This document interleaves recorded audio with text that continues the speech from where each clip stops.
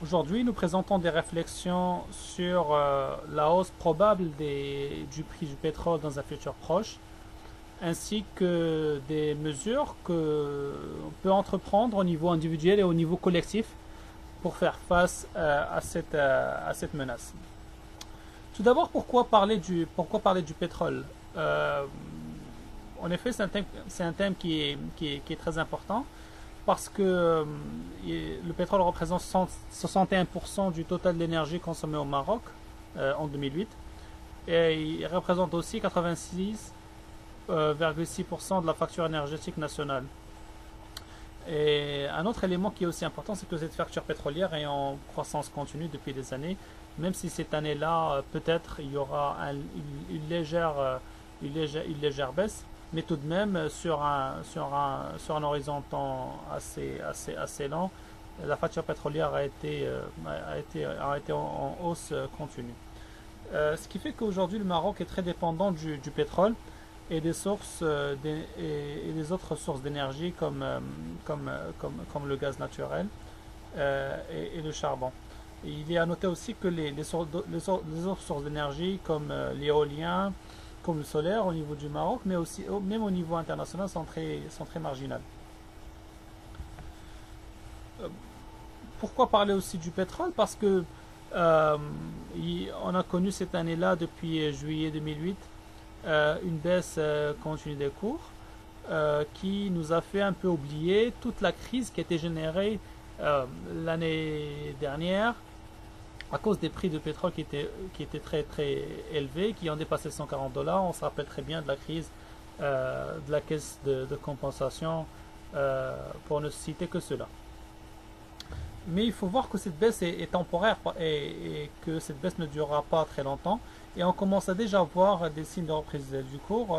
Par exemple, entre février, où le baril avoisine les 40 dollars, et la moitié de mai, où le baril est dans les 57 dollars, on voit que c'est un trend qui est très haussier, c'est un trend qu'on croit va continuer dans le futur.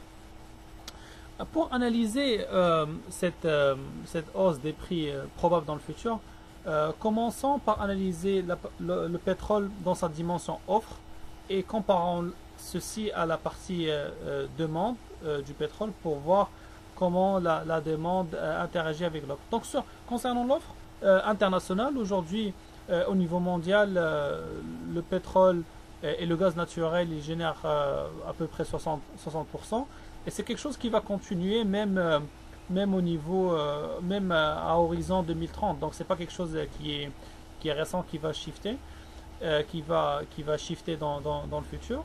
Il est aussi important de mentionner que les énergies renouvelables, on parle beaucoup de l'éolien, on parle beaucoup de solaire, mais ces énergies-là, d'après les estimations, même à horizon 2030, ils ne représenteront que 2% de l'énergie mondiale. Donc c'est des énergies qui resteront, et resteront très, très, très marginales.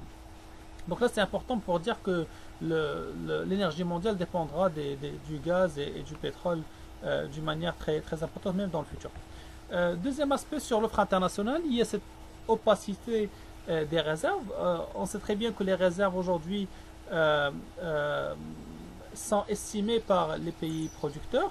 Et pour les pays membres de l'OPEP, l'organisation des pays exportateurs du pétrole, la production dépend des réserves déclarées. Donc on voit bien qu'il y a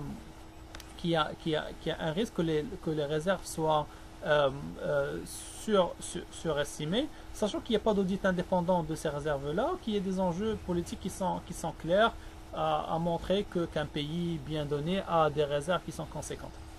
Deuxième aspect qui est important par rapport aux réserves, c'est que deux tiers de ces réserves-là, deux tiers des réserves mondiales sont localisées au Moyen-Orient. On sait très bien que c'est une région qui est très instable politiquement et toute instabilité politique peut impacter le prix du pétrole à la hausse. Deuxième aspect sur l'offre internationale, c'est que la qualité du pétrole se dégrade.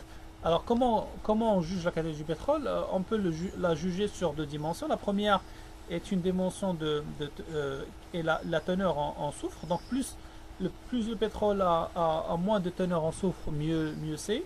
La deuxième dimension est la densité du pétrole. Donc, si le pétrole est léger, c'est une bonne chose en termes de raffinage et en transport. Donc, si on a dit que le pétrole mondial s'est dégradé, mais effectivement, si on prend la moyenne du pétrole mondial, c'est un pétrole qui est comparé dans les années 80, c'est un pétrole qui est effectivement beaucoup plus lourd en termes de densité et beaucoup